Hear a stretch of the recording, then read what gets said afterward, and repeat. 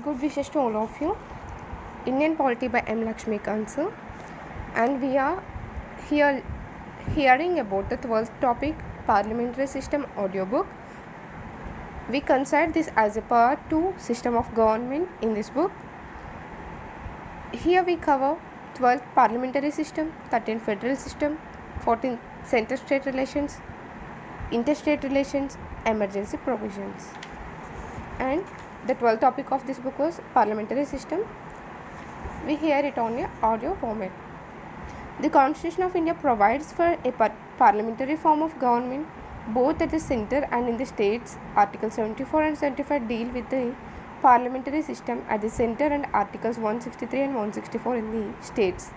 Modern democratic governments are classified into parliamentary and presidential on the basis of nature of relations between the executive and the legislative organs of the government. The parliamentary system of government is the one in which the executive is responsible to the legislature for its policies and acts. The presidential system of government, on the other hand, is one in which the executive is not responsible to the legislature for its policies and acts and is constantly independent of the legislature in respect of its term of office. The parliamentary government is also known as cabinet government or responsible government or Westminster model of government and is prevalent in Britain, Japan, Canada, India, among others. The presidential government, on the other hand, is also known as non-responsible or non-parliamentary or fixed executive system of government and is prevalent in USA, Brazil, Russia, Sri Lanka, among others. Edward Jennings called the parliamentary system as cabinet system because the cabinet is the nucleus of power in a parliamentary system. The parliamentary government is also known as responsible government as the cabinet. The real executive is accountable to the parliament and stays in office so long as it enjoys the latter's confidence. It is described as Westminster model of government after the location of the British Parliament where the parliamentary system originated. In the past, the British constitutional and political experts described the Prime Minister as primus inter pares, first among equals in relation to the cabinet. In the recent period, the Prime Minister's power, influence and position have increased significantly vis-a-vis the cabinet. He has come to play a dominant role in the British politico-administrative system, hence the later political analytics like Crossman, Mackintosh and others have described the British system of government as prime ministerial government. The same description holds good in the Indian context too. Features of parliamentary governments. The features of principles of parliamentary government in India are nominal and real executives. The president is the nominal executive, de jure executive or titular executive, while the prime minister is the real executive, de facto executive. Thus the president is head of the state while the prime minister is head of the government. Article 74 provides for a council of ministers headed by the prime minister to aid and advise the president in the exercise of his functions. The advice so tendered is binding on the president. Majority party role. The political party which secures majority seats in the Lok Sabha forms the government. The leader of that party is appointed as the Prime Minister by the President. Other ministers are appointed by the President on the advice of the Prime Minister. However, when no single party gets the majority, a coalition of parties may be invited by the President to form the government. Collective responsibility. This is the bedrock principle of parliamentary government. The ministers are collectively responsible to the Parliament in general and to the Lok Sabha in particular. Article 75. They act as a team and swim and sink together. The principle of collective responsibility implies that the Lok Sabha can remove the ministers, that is, Council of Ministers headed by the Prime Minister, from office by passing a vote of no confidence. Political homogeneity. Usually, members of the Council of Ministers belong to the same political party and hence they share the same political ideology. In case of coalition government, the ministers are bound by consensus. Double membership. The ministers are members of both the legislature and the executive. This means that a person cannot be a minister without being a member of the parliament. The constitution stipulates that a minister who is not a member of the parliament for a period of 6 consecutive months ceases to be a minister. Leadership of the Prime Minister. The Prime Minister plays the leadership role in this system of government. He is the leader of Council of Ministers, leader of the Parliament and leader of the party in power. In these capacities, he plays a significant and highly crucial role in the functioning of the government. Dissolution of the lower house. The lower house of the Parliament, Lok Sabha, can be dissolved by the President on recommendation of the Prime Minister. In other words, the Prime Minister can advise the President to dissolve the Lok Sabha before the expiry of its term and hold fresh elections. This means that the executive enjoys the right to get the legislature dissolved in a parliamentary system. Secrecy. The ministers operate on the principle of secrecy of procedure and cannot divulge information about their proceedings, policies, and decisions. They take the oath of secrecy before entering their office. The oath of secrecy to the ministers is administered by the President. Features of a presidential government. Unlike the Indian Constitution, the American Constitution provides for the presidential form of government. The feature of the American presidential system of government are as follows. The American president is both the head of the state and the head of government. As the head of state, he occupies a ceremonial position. As the head of government, he leads the executive organ of government. The president is elected by an electoral college for a fixed tenure of 4 years. He cannot be removed by the Congress except by impeachment for a grave unconstitutional act. The president governs with the help of a cabinet or a smaller body called kitchen cabinet. It is only an advisory body and consists of non-elected departmental secretaries. They are selected and appointed by him, are responsible only to him, and can be removed by him anytime. The president and his secretaries are not responsible to the Congress for their acts. They neither possess membership in the Congress nor attend its sessions. The president cannot dissolve the House of Representatives, the lower house of the Congress. The doctrine of separation powers is the basis of the American presidential system. The legislative, executive, and judicial powers of the government are separated and vested in the 3 independent organs of the government. Merits of the parliamentary system. The parliamentary system of government has the following merits. Harmony between legislature and executive. The greatest advantage of the parliamentary system is that it ensures a harmonious relationship and cooperation between the legislative and executive organs of the government.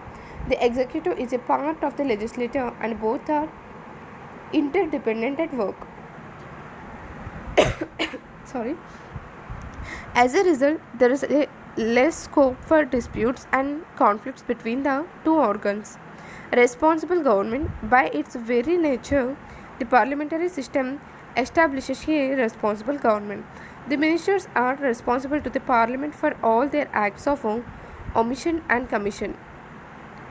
The parliament exercises control over the ministers through various devices like question hour, discussion, adjournment motion, no confidence motion, etc. Prevents nepotism.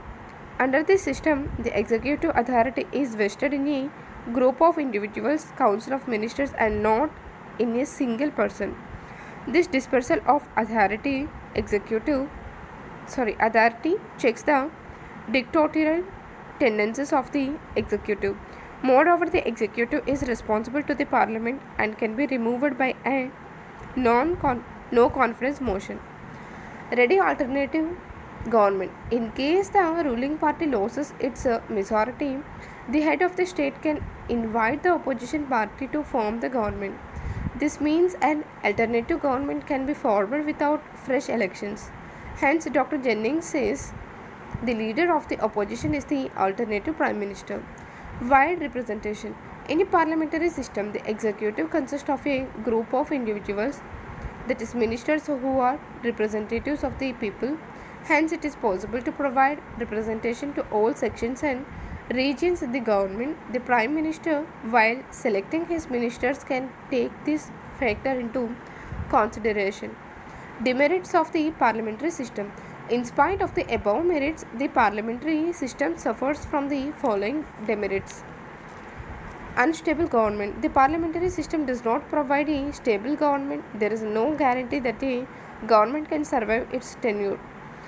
The ministers depend on the mercy of the majority legislators for their continuity and survival in office. A no confidence motion or political defection or evils of multi-party coalition can make the government unstable. The government headed by Morarji Desai, Charan Singh, VP Singh, Chandrasekhar, Devagowda and I.K. Gujral are some such examples. No continuity of policies.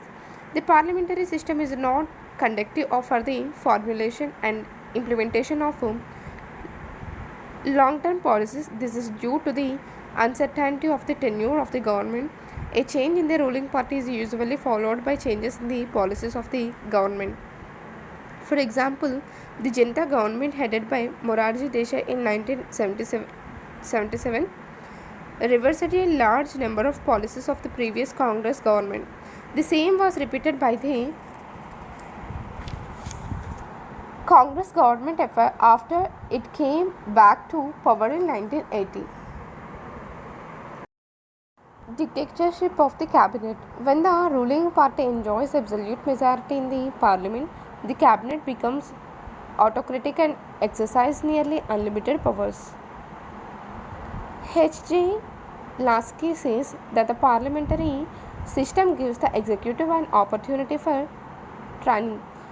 Ramsay Nouh, the former British Prime Minister, also complained of the dictatorship of the cabinet. This phenomenon was witnessed during the era of Indira Gandhi and Rajiv Gandhi. Against separation of powers. In the parliamentary system, the legislature and the executive are together and inseparable. The cabinet acts as the leader of legislature as well as the executive. As Bezhot points out,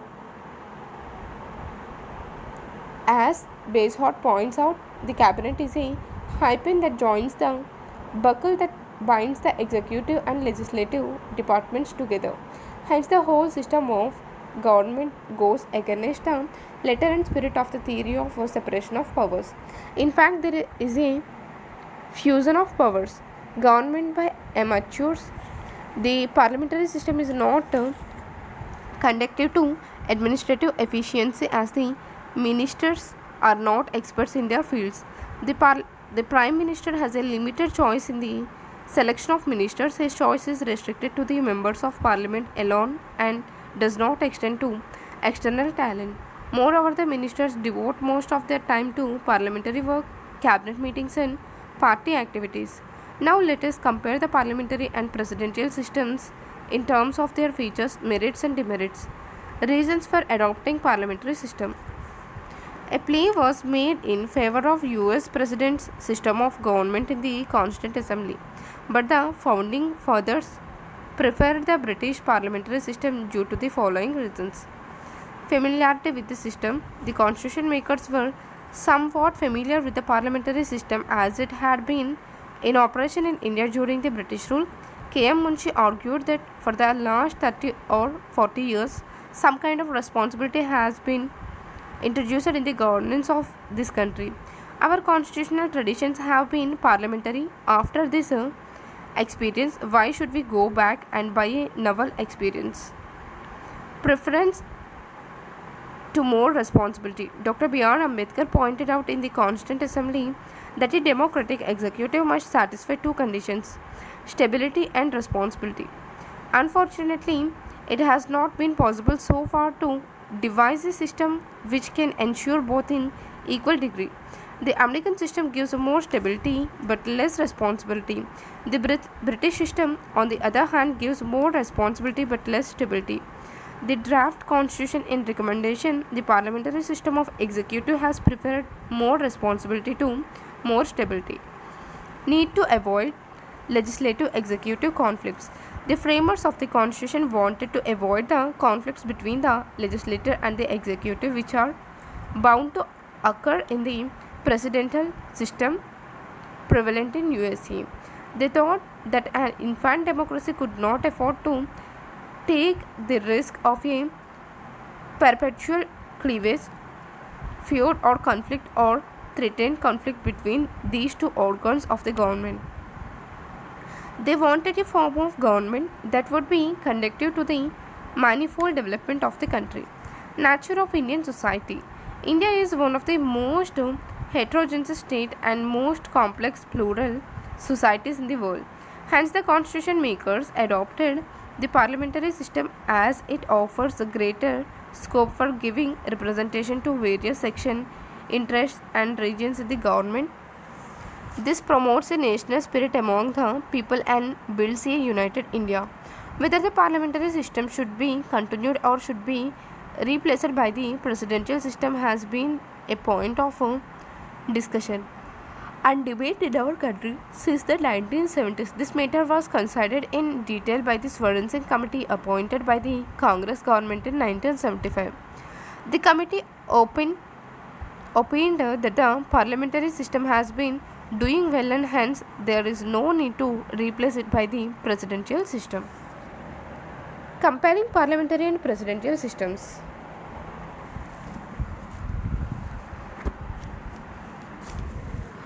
Parliamentary system features dual executive, majority party rule, and it was on presidential system features single executive, majority party rule. Presidential system, president and legislators elected separately for a fixed term. Parliamentary system, collective responsibility. Presidential system, non-responsibility. Parliamentary system, double membership. Presidential system, political homogeneity may not exist. Okay, I carry on like this. Parliamentary system features dual executive, majority party rule, collective responsibility, political homogeneity, double membership, leadership of prime minister, dissolution of lower house, fusion of powers. Presidential system features single executive, president and legislators elected separately for a fixed term, non-responsibility, political homogeneity may not exist, single membership, domination of president, no dissolution of lower house, separation of powers. These are just opposite the system like parliamentary. And merits and demerits we have discussed on here. Harmony between legislature and executive, parliamentary system. Responsible government, prevent nepotism, wide representation. Presidential system demerits, conflict between legislature and executive. Non-responsible government may lead to autocracy, narrow representation. Demerits on parliamentary system was unstable government, no continuity of policies, aggressive separation of powers, government by amateurs.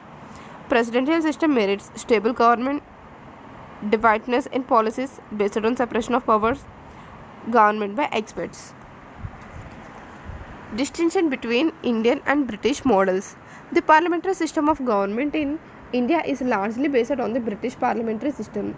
However, it never became a replica of the British system and differs in the following respects. India has a republican system in place of British monarchical system. In other words, the head of the state in India, that is president, is elected, while the head of the state in Britain that is, king or queen, enjoys a hereditary position. The British system is based on the doctrine of the sovereignty of parliament. While the parliament is not supreme in India and enjoys limited and restricted powers due to a written constitution, federal system, judicial review and fundamental rights. In Britain, the prime minister should be a member of the lower house of commons of the parliament. In India, the prime minister may be a member of any of the two houses of parliament. Usually, the members of parliament alone are appointed as ministers in Britain. In India, a person who is not a member of parliament can also be appointed as a minister, but for a maximum period of 6 months. Britain has the system of legal responsibility of the minister, while India has no such system. Unlike in Britain, the ministers in India are not required to countersign the official acts of the head of the state. Shadow cabinet is a unique institution of the British cabinet system. It is formed by the opposition party to balance the ruling cabinet and to prepare its members for future ministerial office. There is no such institutions in India. Notes and references. The 42nd and 44th Amendment Acts of 1976 and 78 respectively have made the ministerial advice binding on the president. How Britain is Governed is a popular book written by him. This theory was pronounced by Montesquieu, a French political thinker, in his book The Spirit of Laws 1748 to promote individual liberty. He stated that concentration of powers in one person or a body of persons would result in despotism and negative individual liberty. Katie Shaw favored the adoption of the presidential system. For details in this regard, see the section on the sovereignty of parliament in chapter 22. For example, 3 prime ministers, Indira Gandhi 1966, Deva Gowda 1996 and Manmohan Singh 2004 were members of the Rajya Sabha. Thank you.